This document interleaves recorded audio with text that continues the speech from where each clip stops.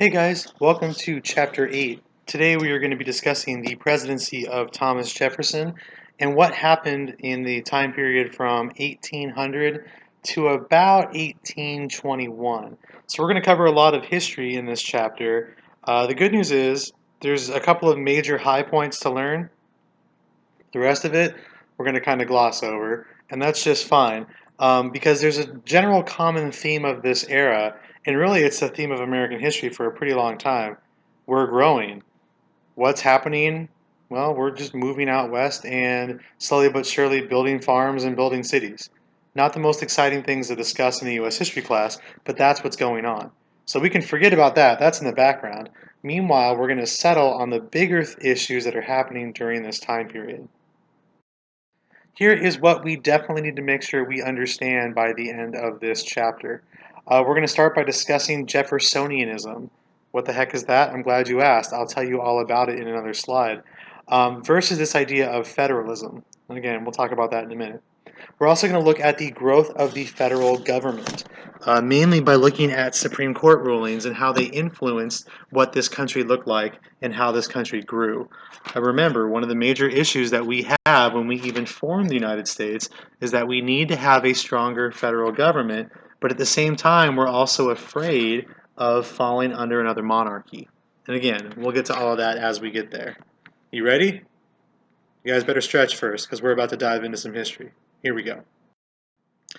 A good place to start this election is to look at the election of 1800. The election of 1800 is going to be a rematch between Thomas Jefferson and John Adams. John Adams, of course, is the sitting president at this time period. However, this election is going to be a little bit different than the one of 1796, mainly because it's going to start getting nasty. The first three elections of this country were actually very respectable. They were very peaceful. I mean, really, there wasn't a lot of campaigning or anything like that going on. However, by the time 1800 hits, now that we have two different political parties, these political parties are going to bash each other left and right all the time. Some horrible things are going to be said by both of these people, who, by the way, were very, very good friends before this election took place. This election is going to really start to actually show that there's some fragments and some separation in the United States. The Federalist Party is going to lose some power, mainly because John Adams did not give America what we wanted. America wanted a war. America wanted a war, and John Adams did not give it to us. He decided to save all of our lives and give us peace instead. That jerk. How dare he?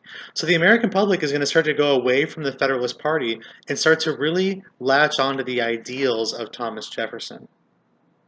Well, what were Thomas Jefferson's ideals? I'm glad you asked. Let's skip ahead a slide here and let's talk about this character, Thomas Jefferson. Jefferson is a very interesting historical character to look at because he's a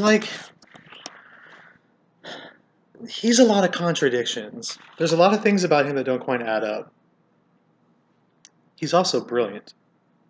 He's fluent in Latin, French, Greek, several Native American languages, and of course, he speaks English. He designed his own mansion called Monticello. He had a whole bunch of other inventions that he came up with. And he once tried to jump over a fence in France to impress a girl, and he broke his arm. Good times there. He is the principal author of the Declaration of Independence. He is the governor of Virginia, or he was, I should say. He was the ambassador to France. He was a Secretary of State, Vice President, and he's going to become the president. However, he's proud of all of those things, except for his time as president. Figure that out. He has very significant religious issues, and he also has a secret wife who happens to be his slave. He also vehemently believed that blacks and whites could not coexist peacefully. So he's a bit of a hypocrite when he writes a statement like, all men are created equal, but then again, he actually doesn't necessarily believe in white and black equality. And on top of that, he's a slave owner, saying that all men are created equal, and he owns slaves. However, He is actually going to be a very successful president, and he's looked upon fondly by many historians because a lot of good things happen in America while he is president. He has a different political philosophy. While everyone at this time period is saying that the government needs to get bigger and bigger and bigger, Jefferson's going to say, you know what? No. America should remain a nation of small, independent farmers. That's what we should all be. We should all be small, independent farmers, which is all fine and good, but none of you farm. So, are you a disgrace to Jefferson? That's a good question. The federal government under George Washington and John Adams was getting bigger and bigger and growing more power. When Jefferson comes to office, he says, no, that needs to go away. We need to actually shrink the size of government and make it smaller and let people take care of themselves. Let's see how successful that is. And let's talk about some of the stuff he does while president. Sometimes the election of 1800 is called the Revolution of 1800, and this is for a couple of reasons. The first big reason is that a new political philosophy is going to come into power with no bloodshed. Thomas Jefferson has a completely different political philosophy than John Adams. John Adams is going to politely leave the White House, not go to the inauguration, by the way, leave the White House and disappear into political obscurity and just let Jefferson, with a different political philosophy, take over and control the region. That's a big reason why it's called the Revolution of 1800. It's also called the Revolution because Jefferson's ideas were so different. Jefferson wanted to shrink the size of the government. He wants to cut the budget of the government. He wants to cut the size of the Army and Navy. He wants to make this government, well, kind of independent and take care of itself, not need a bunch of help from other people. It's a very conservative view of how this country should be run. Jefferson's also really concerned about putting the nation into debt because being in debt is not necessarily a good thing for a country. It makes your creditors not like you. So he's going to cut down on the size of the army, and he is going to basically try to foster peace throughout the rest of the world. He's actually kind of fortunate. He wants to cut the size of the army. You know, armies are expensive. He wants to cut the size of the army, and at that exact moment, peace breaks out in Europe, and there's no more fighting. That impressment thing just kind of goes away, and he can cut the size of our army. They're not needed anymore. Good for him. That being said, Jefferson is kind of a hypocrite in a lot of ways. On the one hand, he says we need to get rid of the army and cut the size of it. On the other hand, he's also the first president to ever order troops into war. Yeah, he has some American soldiers, or I should say the Navy, to go and fight in this place called Tripoli. You've heard of it. It's in the northern tip of Africa. Um, or if you haven't heard of it, just listen to the theme song for the Marines. It's in the Marine hymn. From the halls of Montezuma to the shores of Tripoli, we will fight this nation's battles on the earth and land and sea. Anyway, that's going to be Jefferson's revolution. Let's talk about some important events that happened during his presidency. Let's start with the Judiciary, which is just as fun to spell as it is to say. One of the last things John Adams does before he leaves office is he signs something called the Judiciary Act of 1801. You're never going to hear it called that again because we give it another name. What the Judiciary Act of 1801 did is it reduced the number of Supreme Court judges from 6 to 5. So why does that matter? Well, let's think about something that happened here. John Adams, and hence the Federalist Party, loses the election of 1800. This means that the Federalist Party is going to lose influence in all levels of government.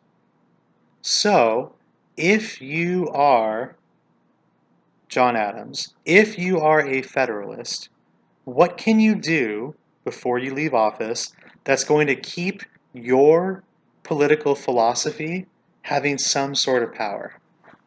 Well, here's one easy way. Let's limit the Supreme Court. If you are appointed to the Supreme Court, you serve a lifelong term, which means that if You're elected in 1803 by Thomas Jefferson. You could literally serve on the Supreme Court the rest of your life until the 1840s. And you can't really lose that job. So one of the most important things that a president does is nominate people to the Supreme Court. What John Adams does right before he leaves office, he basically takes away some power from Thomas Jefferson and the Jeffersonian Republicans by limiting the number of judges they'll be able to pick. It's pretty smart. And in fact, the Supreme Court is going to be very influential in growing the size of the U.S. government. And one of the last things that the Federalists do before they leave power is make sure that they control the courts. Pretty smart. On top of that, Adams, right before he leaves office, and this is like literally as he is leaving in the morning, or at night, I should say, on his last day in power, he appoints these judges known as midnight judges. And we call them that because they are appointed at midnight right before he left. These judges are going to be judges that are favorable to the Federalist Party. So one of the things the president gets to do is appoint judges. And what Adams does right before he leaves, he picks a bunch of judges that he knows will always agree with his political philosophy, even though Adams is no longer in power. Pretty smart. But here's the big one. Here's the one that really matters. Put a star next to it. Let's talk about the first of about 20 Supreme Court cases you're going to have to know from memory on the AP exam. Don't worry, they're all pretty drastically different, so they're not too hard to figure out. But this is the first one. It's called Marbury versus Madison. Now, this background story is slightly complicated, so don't get too hung up on the details. I know it seems strange that I'm saying that to you, but don't get too hung up on the details of exactly what happened. All you have to know is what matters about what happened. Here's the story of what happened, but again, you really have to know the outcome of this case, not what exactly happened. On Adams' last day in office, he appointed this man named William Marbury to become Justice of the Peace in Washington, D.C. Adams neglected to file the paperwork when he left, and instead just left it on the presidential desk and, put a post-it note and said, "Hey, TJ, figure this out in the morning." When Marbury, the next day, reported for duty, he was sent away, saying, "You don't have a job here." Thomas Jefferson comes into office, and he sees this paperwork, but he doesn't deliver it. So here's what happened, essentially. The president, John Adams, at the time, gave someone a job, but he didn't file the paperwork properly. The next president comes in and decides, you know what, I don't want that guy to have that job, so I'm not going to file this paperwork. That's the setup for this case. Marbury, of course, is going to be a little upset. He just lost a job. Is going to go to the Supreme Court and demand that he still have this job because he was rightfully appointed. Now, long story short, it doesn't even matter how the Supreme Court actually ruled in this case. If you really care, the Supreme Court says that it's not Madison's job, and hence Jefferson's job, to file paperwork for another president. That's the official ruling. But here's what mattered. Here's what happened because of this case.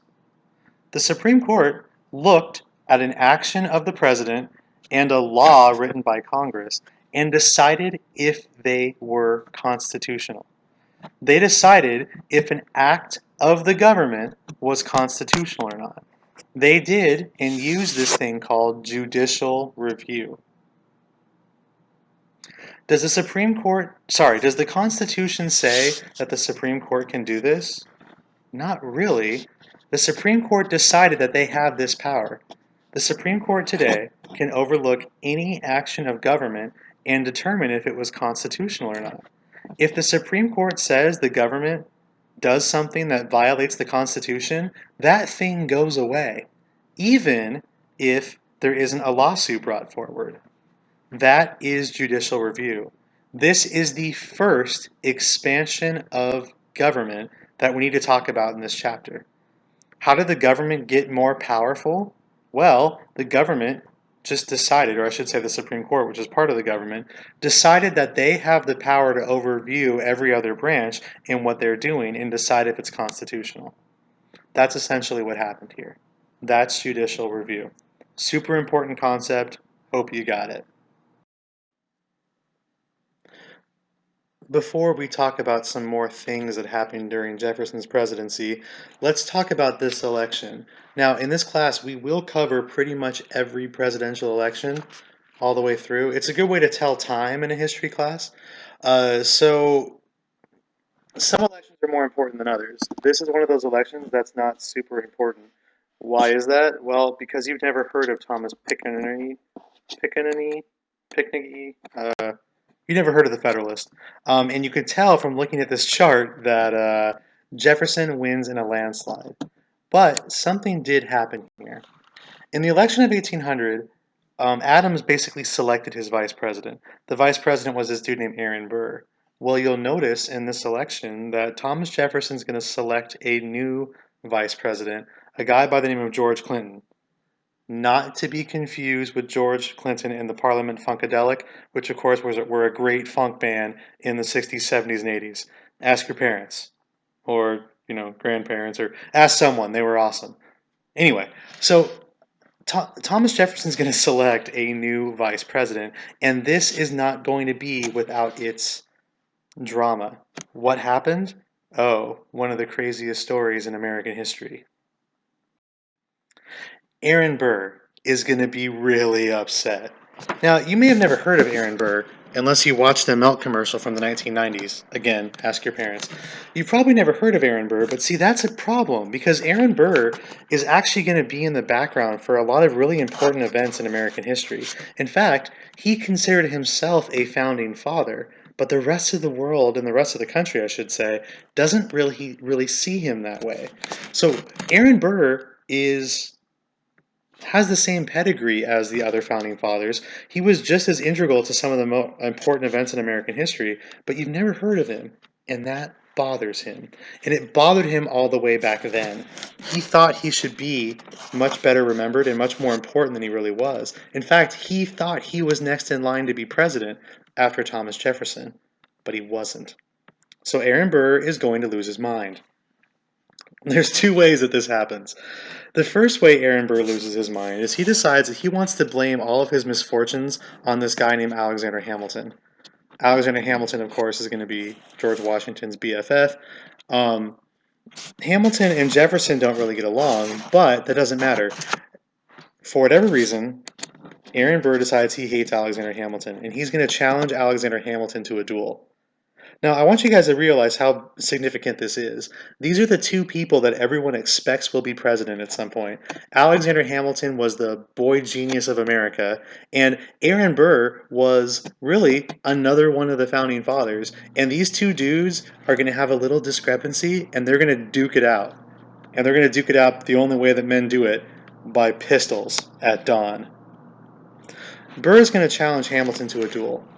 Neither of these guys really wanted to kill each other, but there's this weird honor code that they had back then. If it seems silly to you, it's because you're not a guy. Guys will understand. So, the story goes that neither really wanted to kill each other, but they had to do this duel because this duel was announced, and it was like a very public thing. Long story short, and I'll explain this in class, Aaron Burr is going to shoot and kill Alexander Hamilton. Alexander Hamilton was going to be the heir apparent to the throne. He was going to be president, perhaps, in a couple of years. And now he is dead. And Aaron Burr, who, by the way, was still vice president when he did this, is going to be indicted for murder. Oh boy, that gets a little crazy. Now, that's not actually Burr's conspiracy. That's just a funny story involving him. His actual conspiracy, after all this goes down, he decides that he is going to help out the United States by trying to conquer the Western territories from the Spanish and basically, I don't know, control the West and make it its own country. Again, he's lost his mind. Long story short, though, Burr is found not guilty, and he escapes to Europe, and we never really hear from him in the United States again, which is good, because he has lost his mind. Hey, P.S. This whole Aaron Burr thing Probably never going to be on an AP exam. It's just an interesting side story. Okay, let's get back to the main story. Let's jump back in to probably the only thing you guys know about Thomas Jefferson, besides the fact that he wrote the Declaration of Independence. The only other thing students ever seem to really remember about him from 8th grade was that he purchased the Louisiana Territory. You can see it pictured here in the center of this chart. Well, what the heck happened here? How was Jefferson even given this ability to purchase all this land? Well, this land used to actually be controlled by Spain. Spain controls really a huge chunk of North America at this time period. The problem is Spain's actually losing the ability to actually hold it. So Spain goes, all right, we don't want this land anymore. Europe's going a little crazy right now. We don't want to be involved. Spain gives this land to the French. So Spain goes, hey, France, congratulations, it's yours. So now, by the year 1800, this land is controlled by the French. Problem is, the French don't really want this land. Why? Well, look at where it is. Pretend you are a country that's trying to take over the world, like France was, and look at this map. You'll see that you're going to have, if you try to populate this territory and control it, you're going to have the United States here on the right. I realize I'm pointing, you can't see where I'm pointing, so just, work with it. You have Spain having a large dominant population here on the west, and in the center is your land. But notice how small of an entrance you actually have into this land by the Mississippi River. That river is super important, but your entire land is basically choked off from your control. Which means that if Spain or the United States should decide they really want this land, they could take it from you. The French quickly realized that this land is not worth owning. And if you've ever been to Nebraska, Kansas, Oklahoma, the northern part of Texas, Louisiana, Arkansas, Missouri, Iowa, you would realize how worthless this land is. So, whatever. What the French do need, though, what the French desperately need, they need money. Because France is gearing up to fight Great Britain again, they need money. So what do? They sell this territory to the United States.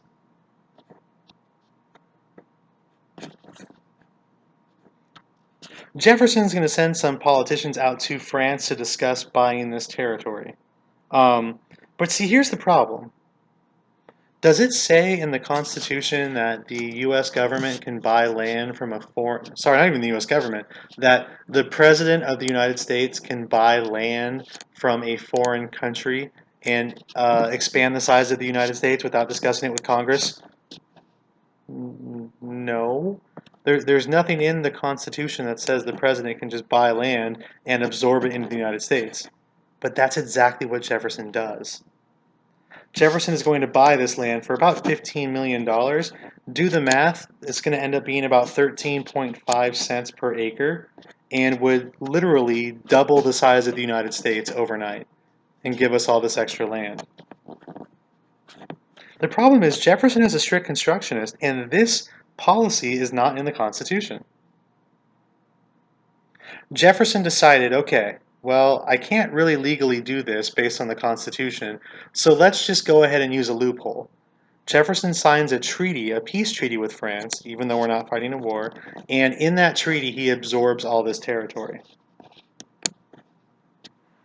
That is Louisiana Purchase. That is where it comes from. But what's the point of buying all this land if you don't even know what it is? In fact, this land was so big and so massive, and map technology was so primitive at the time, no one, not even the French, knew how big this land really was. So we got to send some people out there to go and look through it. Who do we send? Who else but Lewis and Clark? For some reason, the only other thing anyone knows from 8th grade U.S. history. The Louisiana Purchase gave a bunch of land to the United States, but no one knew how big it was. It was literally uncharted territory. And I mean literally, not in the fact that most of you guys use the word literally. There's literally no map that explains what this area looks like. So we send Lewis and Clark out there to map this territory. Their original plan is to trace the Missouri River to its source. The logic being the Missouri River has probably got to touch the Pacific Ocean at some point, so let's just follow this river and see where it goes. Lewis and this dude named Meriwether Lewis is going to ask his buddy William Clark to come with him, and they bring along 50 other explorers. And with the help of this woman named Sacagawea, who of course was a Native American woman, who helps us explore this territory, the men make it all the way to the Pacific Ocean and then head back. And they have charted all this land and find all this awesome stuff on the way. They hit the Pacific in the year 1805 and then turn around and come back and report their findings. But this expedition romanticized the American West, and soon people from all over the country were going to come into this region to be able to explore and make their own life. For the next couple of years, things are going pretty good for Thomas Jefferson. In fact, after the Louisiana Purchase, things are going great. 1803, 1804, 1805, 1806 all roll by, and there isn't a lot of controversy going on in the United States. We don't have to worry much about Europe. Things are actually going pretty good for Jefferson. And then the year 1807 hits, and things start to get a little dicey. But what happened?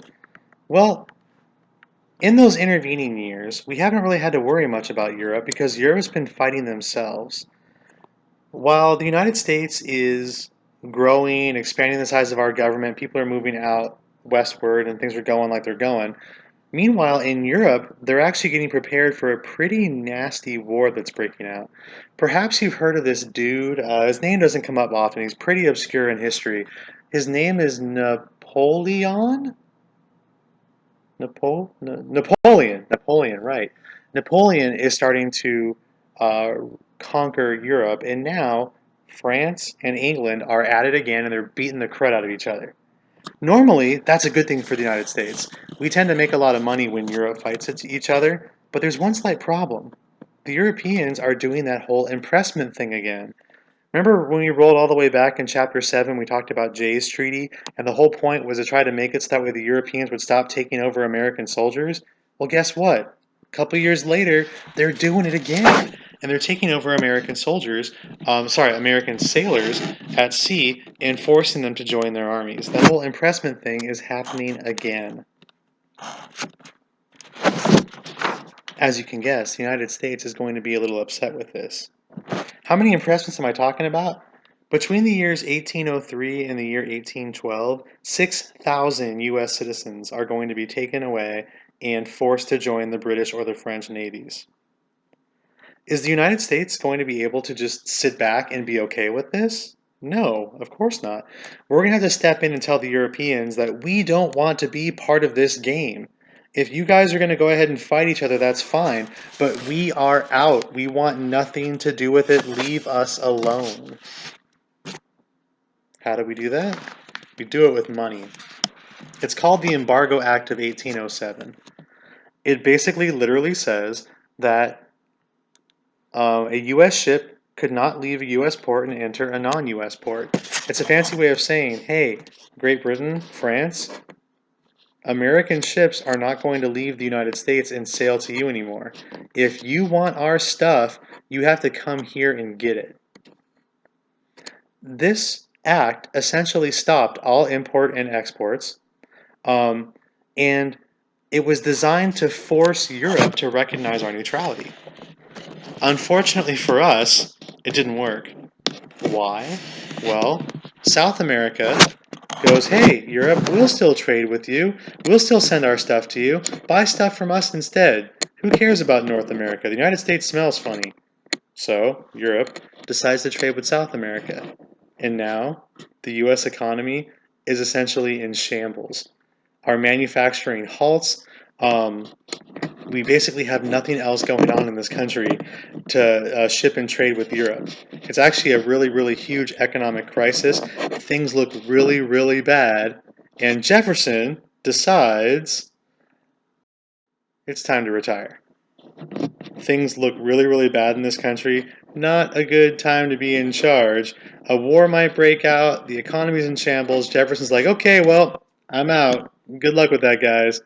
Just remember, I had nothing, and by nothing I mean everything, to do with this. Bye. And Jefferson goes and disappears into relative obscurity for the purposes of this class. Well, who's going to be our president? It's time for another election, and we need a new president. The dude we select is this guy named James Madison. James Madison is small but mighty. He's barely over 5 feet tall. He weighs less than 100 pounds, and he is actually very physically weak. He is very frail and small. However, he is mentally brilliant. This guy, James Madison, might be one of the smartest men to have ever lived in the United States. He basically wrote the entire Constitution and Bill of Rights by himself, walked into Congress and goes, "All right, guys, here's what we're going to do." And the rest of the government was like, "Wow, that's pretty good. We're going to do that." Pretty smart guy. He is also a Jeffersonian Democratic Republican, which is the most confusing name in the history of mankind. Basically, he's just like Jefferson. He wants America to be a society of small farmers. He wants the government to remain limited in its power, but at the same time, he realized that, financially, it doesn't make sense for this country to ignore Europe. We are dependent on Europe to exist because Europe has money and they buy things from us. We can't ignore Europe. So, James Madison, now that he is president, is going to basically get rid of the Embargo Act and replace it with this thing that we get to call the Jonas Brothers Act of the Non-Intercourse Act of 1809. Oh, I really hope that joke is still funny years from now. Anyway, the Non-Intercourse Act of 1809, which is essentially going to open up all trade for the United States except for with Britain and France. So we're going to trade with the rest of the world, we're going to trade with the rest of Europe, but we're not going to trade with Britain and France. That sounds like a good idea until you realize that Britain and France control most of the rest of the world and they have all the money. So it's basically like saying, okay, we're going to trade with every other country except for the ones that have money. Like, what good is that possibly going to do? Peace simply wasn't working. The American economy is still in shambles. American soldiers or sailors are still being impressed, and things are not going well in this country. Our neutrality is not being respected. Something's going to have to change. A new group of people, we call them the War Hawks, they're going to start desperately wanting, wait for it, war.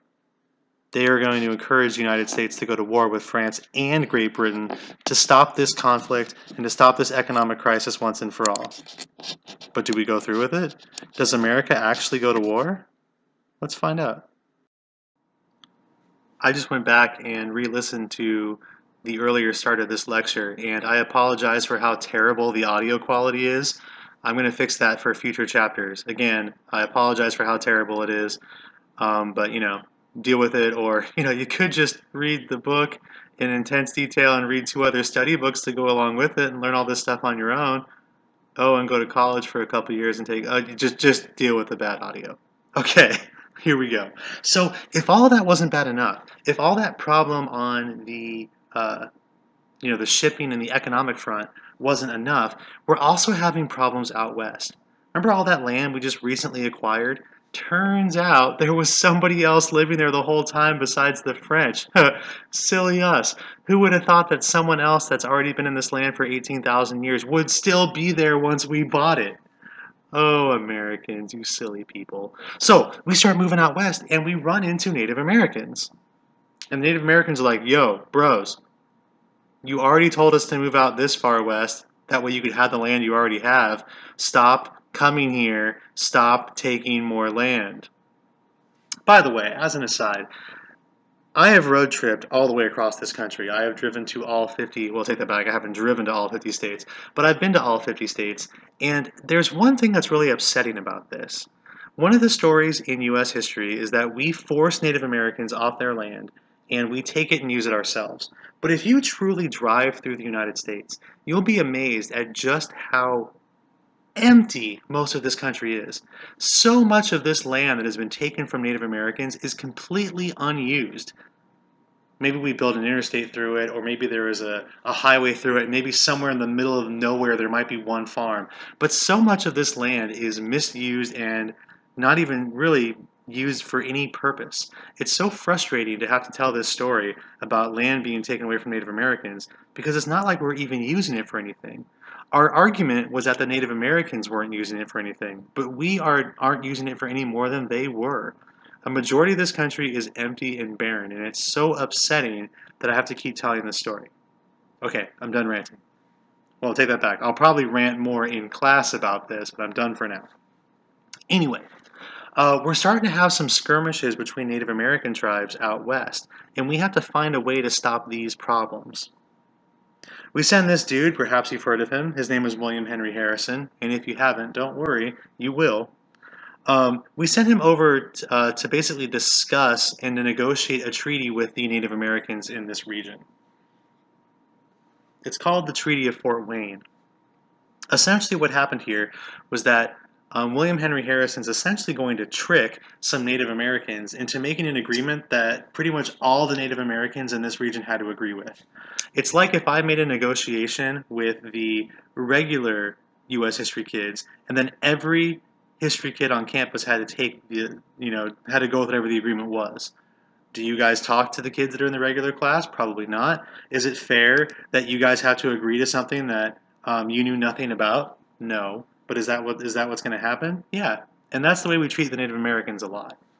The Native Americans are understandably upset with the Treaty of Fort Wayne. So this Native American leader, his name is Tecumseh, he's actually a really good military mind, and also he's very good at organizing Native American tribes. This Native American named Tecumseh and his brother, known as the Prophet, are basically going to fight a war against the United States. There's one big major battle. It's called the Battle of Tippecanoe. William Henry Harrison is going to win this battle, and basically, after this, the Native Americans decide, you know what? We can't trust the Americans, so in this upcoming war that's happening between Britain, France, and the United States, the Native Americans decide to side with the British. We have lost the Native Americans' help in any future conflict that we're going to have. The Native Americans are going to side with the British in this upcoming war. Wait a minute, Mullen. What upcoming war? What are you talking about? Oh yeah, that whole problem with Great Britain and France when it comes to impressment, it's now come to a head. The year is now 1812. The impressments have not stopped. In fact, they've gained in speed and alacrity. Things are getting bad. Things are getting really bad, and now the United States has to finally step in. The year is now 1812, and James Madison has decided that a war with the British is inevitable. Madison asked Congress for a declaration of war. Meanwhile, there's going to be a huge economic depression and collapse that's hitting this country because of the problems and the faltering of trade. The U.S. is going to declare war on Great Britain and France for several reasons. Number one, the impressment of U.S. sailors is going to be our major problem. Number two, our right of neutrality has been violated. This entire time, we've tried to tell every country in the world, we don't want to be involved in your dilemmas. Leave us alone. And every single time, Great Britain and France basically forces us to be involved. Number three, we have the ships of Great Britain and France essentially patrolling the waters of the United States and looking over our ships at all times. And finally, we have the Native Americans being incited to fight a war against us. Basically, the Europeans are meddling in the United States, and we cannot have that. It's time to go to war, baby. Let's talk about the war you know absolutely nothing about because no American has ever heard of this war. I'm convinced of it. It's called the War of 1812. Now, just like all good wars back in the day, we declare the war in 1812, but there's actually no fighting until the year 1814. Who'd have thought it?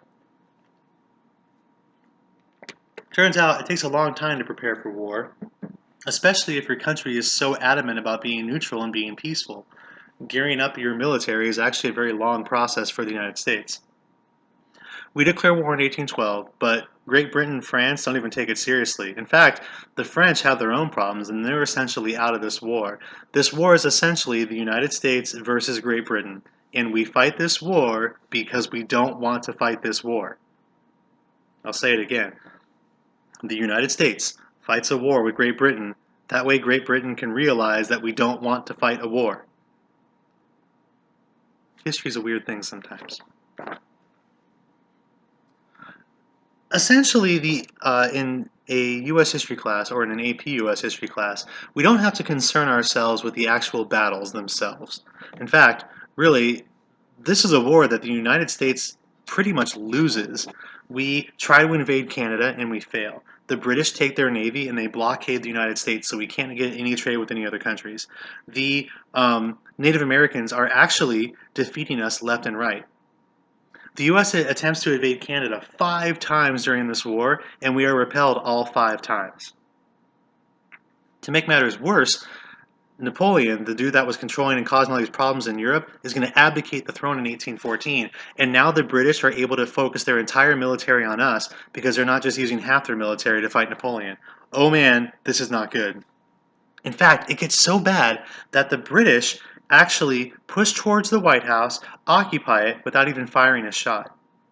James Madison fled the White House in terror, as you would. The British went inside the White House, ate the dinner which was being prepared for Madison, and then promptly burned the White House and most of the other buildings in Washington, D.C. The White House did not burn to the ground, but it was completely tarnished and had to be repainted. Guess which color they chose? Now, if you're reading this or listening to this at home, you're thinking, wow, holy cow, the U.S. lost bad. We did lose, right? Well, this is what's kind of weird about this war. The United States does not win the War of 1812.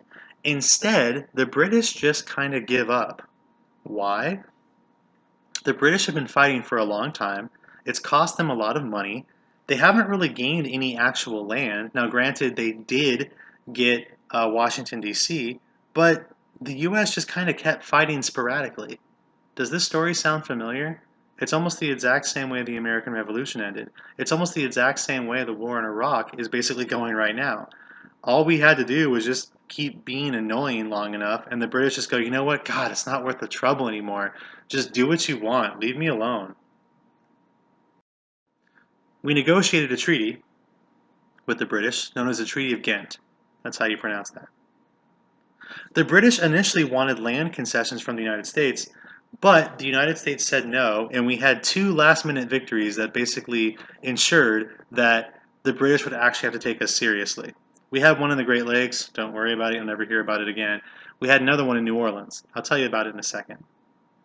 What this treaty did, it basically established this thing called status quo antebellum, which, by the way, I believe that there's like a song from High School Musical about status quo. That's usually why sometimes the students know what it is. If you don't, status quo basically means that we're going to return things to the way they were. Specifically, we're going to return things to the way they were before the war. No money is going to change hands. No land is going to change hands. But basically, we're going to go back to how things were 3 or 4 years ago. But let's just stop the whole impressments thing. Which, by the way, the impressments were going to stop anyway because the war in Europe is over by this point. So what purpose did the War of 1812 actually have? None. Would everything have been just fine eventually if the U.S. did absolutely nothing? Yes. That's why you've never heard of it, and that's why most people don't talk about it. It is a completely useless war. However, there is one cool thing that comes from it. This dude named Andrew Jackson, who is one of my favorite U.S. presidents because I am convinced that he is fundamentally insane, which is what makes him so fascinating. Andrew Jackson is going to basically fortify the city of New Orleans against a British attack. The British try to attack, and Andrew Jackson holds them off. And it's a big, crazy, bloody fight, and 2,000 British soldiers die, while only a few dozen men from Andrew Jackson face any sort of significant casualties. Andrew Jackson takes a couple dozen dudes and basically single-handedly holds off the British Army. It's the greatest story in American history. It's the greatest story in American military history. Oh, and the battle happened 2 weeks after the war was over. Both sides are fighting, not knowing that the war is already over. We've already negotiated a peace treaty. It's already been negotiated, but we have this big battle anyway. The U.S. kicks some serious butt, and we reward Andrew Jackson for his valor in fighting by one day making him president. But I'm getting ahead of myself. Anyway, what is the point of this war? What's the significance of this war? What did it do? Well, a couple things. Number one, the U.S. proves that they're able to fight the British without having to have a dictator. No other country's done this. To be able to fight a war under a democracy hasn't been done. We've done it twice. We've kicked the British's butt. Well, take that back. We have withheld long enough to make the British quit. Twice now. This war is going to promote American patriotism and nationalism. Number three, this war is going to end the Federalist Party as a political force. No one's going to take them seriously anymore. And perhaps the most important thing that comes from this is that this war proves that even though we don't need a dictator, we do need a strong central government that can actually negotiate a war, can actually wage a war. We can't have a bunch of individual states. If we were just 13 or 14 or by this point 18 states, we would have broken and fallen apart. But because we banded together as one nation to fight, and because we were such a large territory that had to be conquered, the Europeans couldn't do it. I think Abraham Lincoln said it best. No outside power will ever destroy the United States. If the United States ever falls, it will be from within, not because of someone else. And this war proves that. Your textbook puts this story after the war is already over. Because, why do you want to get in the way of a war by telling the story of an election? And in fact, I'm not going to talk about the election itself. Madison runs for re-election, and it's a landslide. Madison's actually a pretty popular president, pretty good president for all things considered, so he's going to win. But here's the thing. If the College Board asks you about the War of 1812, and they probably might because this is one of those things they like, they don't ask you anything I've already told you about it. What they always tend to ask is this thing called the Hartford Convention. Remember, the College Board likes to throw curveballs. They want to see if you know about the War of 1812, but instead of talking about the easy stuff, they throw in some weird thing like this. Here's the weird curveball that they're going to throw at you. That way you can prove you know about this war. It's this thing called the Hartford Convention. So this is going to be a group of people in the North. The group of people that are the most hurt by the War of 1812 are actually going to be the New Englanders. New Englanders are basically going to, they're the ones that do all the trade in this country. So if trade stops, or if trade is halted, or if a ship is going to be taken over by a European, it's going to be a northerner in the extreme north that's going to be taken over. So they're the ones that are the most upset by the course of this war, the fact that the U.S. isn't doing more. They're the most bothered by it. So they have a meeting basically saying that the U.S. government doesn't care about the North and the North should secede from the Union. What? The North threatens to secede from the Union? I thought the South always did that. Well, in this case, it's the North. The Northerners are upset that they're facing all these problems and feel the U.S. government doesn't care about them. But see, here's the deal. This idea, the Hartford Convention, is going to fail. Why? Because the United States government won the war. So, we won. We won. So shut up, Hartford Convention. We won this war. Basically, you guys are on the losing side of this. We don't care about you. Stop complaining. Let's just move on. In fact, that's a great idea. Let's just move on.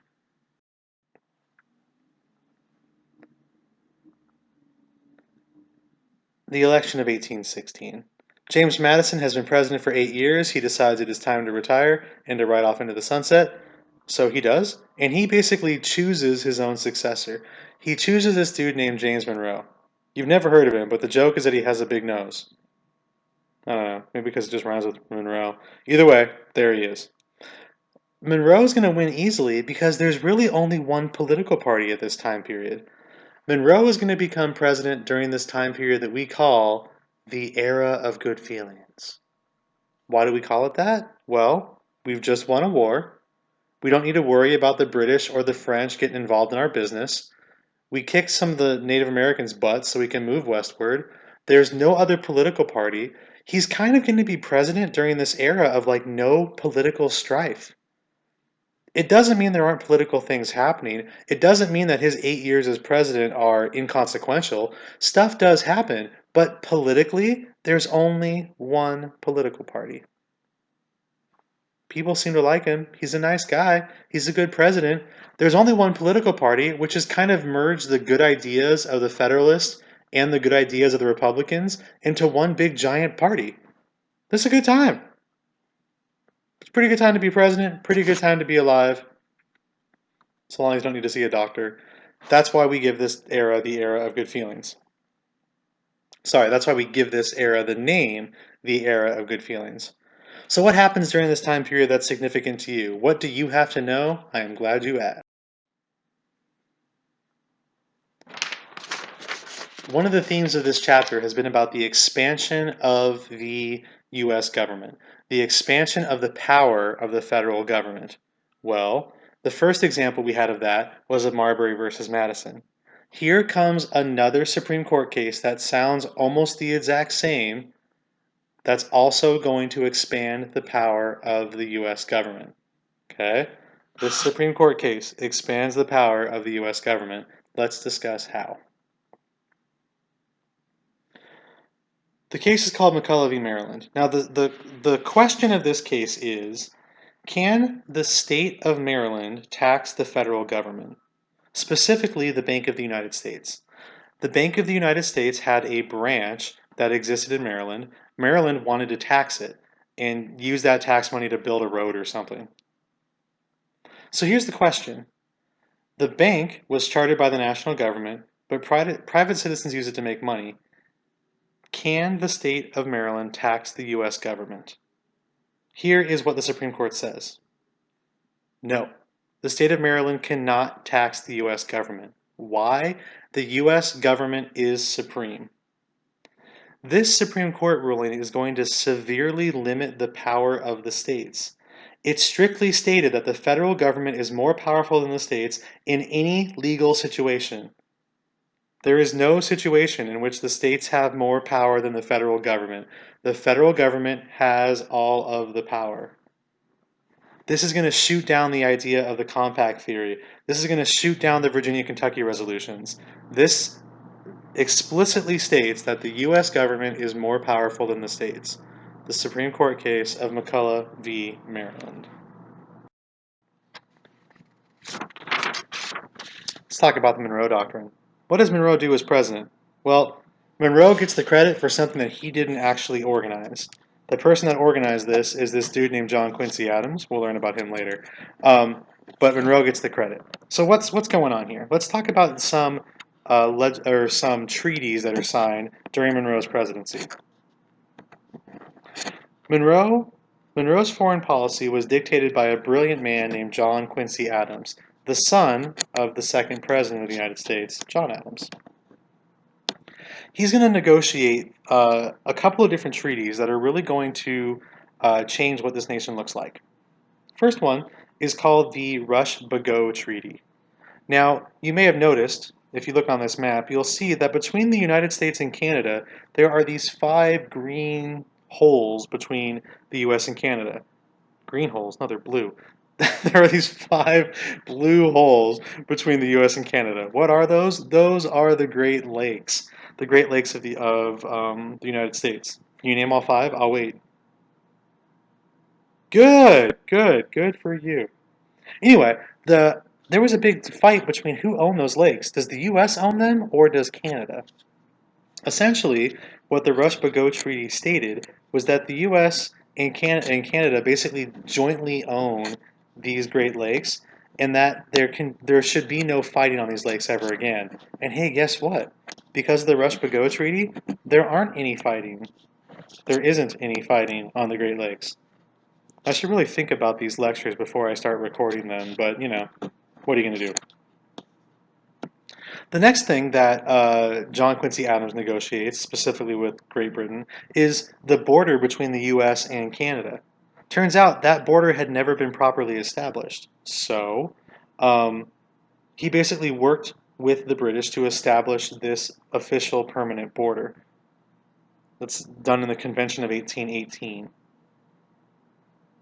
There's also going to be this question of what should be done with the Oregon Territory. You'll notice here in the upper left-hand corner of this map, there's a big chunk of the United States that no one really has a claim to. We basically make this agreement with Great Britain saying, hey, whoever can get there and really settle it first owns it. By this point, no one's really there. It's really hard to get to, and I mean, come on, it's Seattle. It's essentially worthless. So there isn't really this big of a rush to get there just yet. But we do know whoever gets there first gets to own it. Finally, with the Adams-Onis Treaty, basically we take Florida from Spain. Spain had controlled Florida up to this point. We are essentially going to take Florida and assume it as part of the United States. We also recognize, though, that we're going to take Florida, but this region in the bottom left-hand corner that's not shaded in any color, that region is going to belong to Spain. We're not going to get involved with the region at that point known as Mexico. This should strike you as odd because you live in that region today, but it's still called the United States. What must have happened? Finally, the last big negotiation during this time period is going to be this idea called the Monroe Doctrine. The idea here was that we basically tell Europe to stay out of the Western Hemisphere. Europe has been meddling in the Western Hemisphere ever since it was discovered, and really, we basically look at Europe and go, okay, every time you guys get involved, you screw things up. So how about you stop getting involved in the Western Hemisphere? Europe, stay out of the Western Hemisphere. That is the Monroe Doctrine. The caveat is, if Europe stays out of the Western Hemisphere, we, the United States, will stay out of Europe's business. Does the U.S. government really have the military to enforce this? No. Does Great Britain and France and the other European powers take this seriously? Kind of. What starts to happen here is that the British and the French are going to be distracted by something else that's going to keep them busy, really for the next 100 years. The United States tells Europe to stay out of the Western Hemisphere, and they pretty much do for the next 100 years because Europe's going to be distracted by something else. We'll talk about what that something else is a little bit later. Finally, let's end this chapter with one of the more important concepts for the next stage of U.S. history. From this point on, we're basically going to be building up to the Civil War. Now, hopefully you guys all know that the Civil War happens in 1861, but I'm going to tell you right now that from this slide on until we get to the Civil War can literally break out at any given moment. You guys know that the Civil War breaks out in 1861, but at the time period, they didn't know when it was going to happen, they just knew it was soon. From this slide on, it is imminent. What the heck happened? Well, here's the story. The state of Missouri wanted to enter the Union in 1821. Missouri wants to enter the Union as a slave state because 16% of the population of Missouri is a slave, or are slaves, I should say. Slavery itself had not been a major issue prior to this time period. The Union, in 1819, had 11 free states and 11 slave states. That meant that there was a balance of power in Congress between free and slave states. The thing is, what made Missouri so controversial is that Missouri is going to be the, in this case, 23rd state to enter the Union. Missouri could potentially enter the Union and tip the balance in favor of the slave states.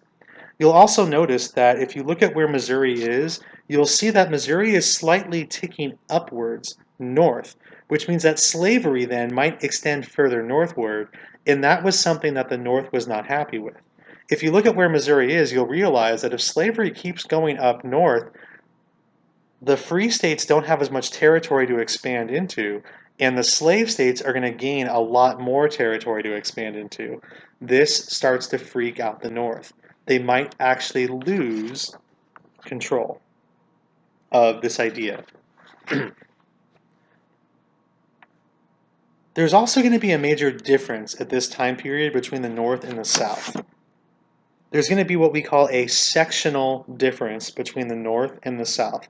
I need you guys to put 15 stars next to this idea. If you understand this idea, the Civil War will make sense to you.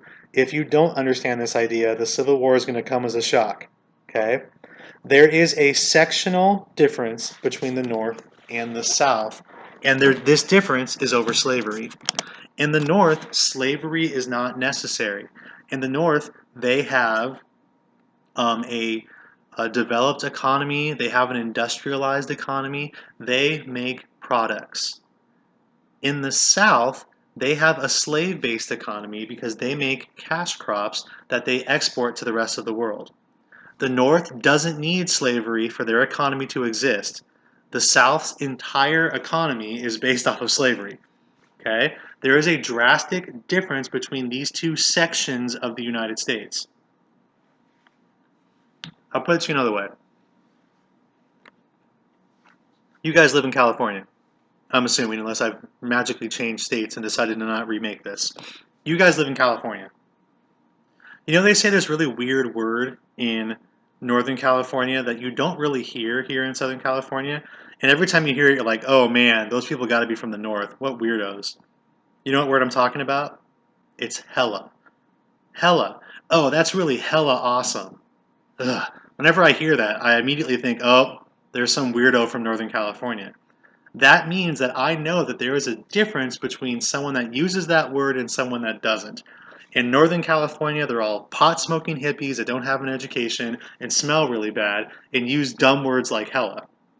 Here in Southern California, we are sophisticated, reasonably recently showered, and we use awesome words like dude.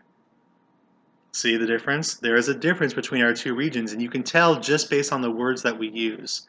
There is a difference between the North in the United States at this time period and the South, and the sectional difference is over the idea of slavery. That's how you guys can remember this for the rest of your life. So wait a minute, what's going to happen? Missouri wants to enter the Union. How is it going to happen? Is Missouri going to be a slave state? What's going to happen to the balance of power? Well, here's what they decide to have happen. They're going to come to a compromise. Now, the North is concerned because they think slavery is reprehensible. The South feels like that if they don't get to keep slavery, they're going to lose power. The South is going to blame the North for trying to lose their states' rights. The Republican Party starts to split, meaning the era of good feelings is over.